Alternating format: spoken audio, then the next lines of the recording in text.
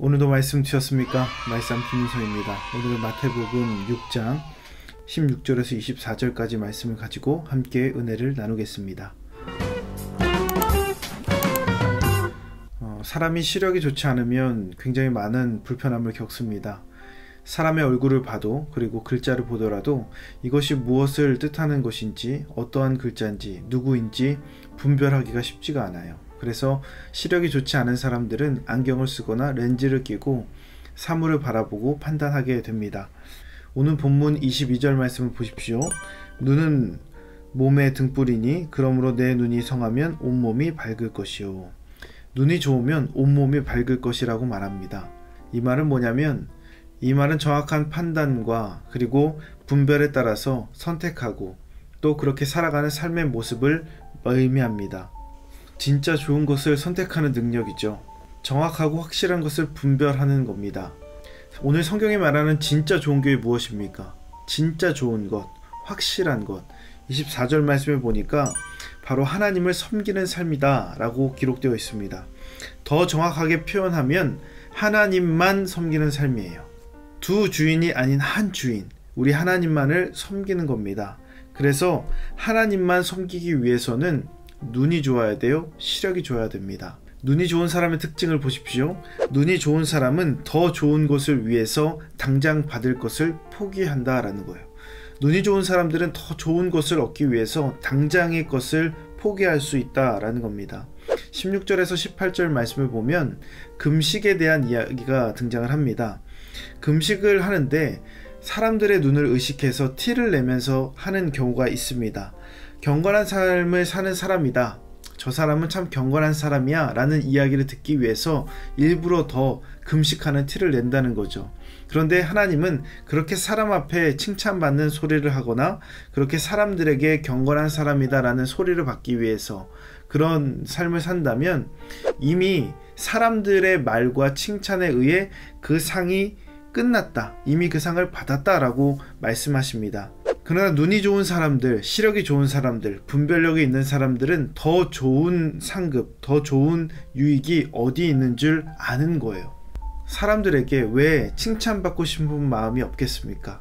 왜 좋은 소리 듣고 싶은 마음이 없겠습니까? 그럼에도 불구하고 이것은 하나님 앞에서 내 삶과 내 마음을 조율해가는 과정이고, 하나님 앞에서 내가 은밀하게 주님만을 생각하며 주님만을 의식하며 하는 행동이기에, 그렇게 사는 사람들, 사람들의 칭찬을 받지 아니하고 그것을 포기하는 사람들은 성경이 뭐라고 이야기하냐면 하나님께서 갚아주신다라고 되어 있어요.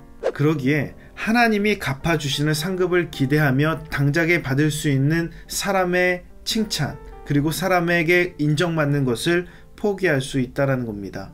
기억하십시오. 은밀함이 친밀함을 만듭니다. 은밀함이 친밀함을 만든다는 거예요. 하나님과 은밀한 비밀을 공유하십시오. 하나님과 나만이 아는 그런 삶의 태도, 삶의 모습을 소유하십시오.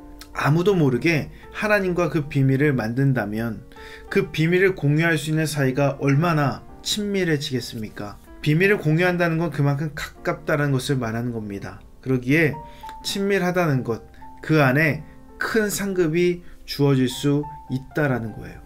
그러기에 은밀함이 친밀함을 만듭니다. 또 눈이 좋은 사람들은 보장된 삶을 준비한다라는 거예요. 보장된 삶을 준비한다.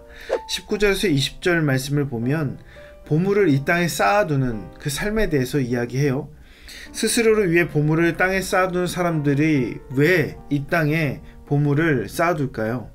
이 땅에 보물을 쌓아두게 되면 자신의 인생이, 자신의 삶이, 자신의 그 모습들이 조금이라도 보장받지 않을까, 조금이라도 행복해지지 않을까, 그 재물들로 인해서 자신이 무언가를 누리고 살지 않을까라는 것을 기대하고 준비하는 거예요. 그런데 성경의 말씀을 보니까 이 땅에 쌓는 것은 좀이 먹거나 녹이 쓸거나 아니면 도둑이 들거나 그것을 훔쳐갈 수 있다는 겁니다. 그 도둑이 드는 것, 좀이 먹는 것, 녹이 쓰는 것은 내가 예상할 수 없고 내가 막을 수 있는 그런 것이 아니라 내 능력 밖의 일들입니다. 이런 일들은 우리가 통제할 수가 없어요. 무슨 말입니까?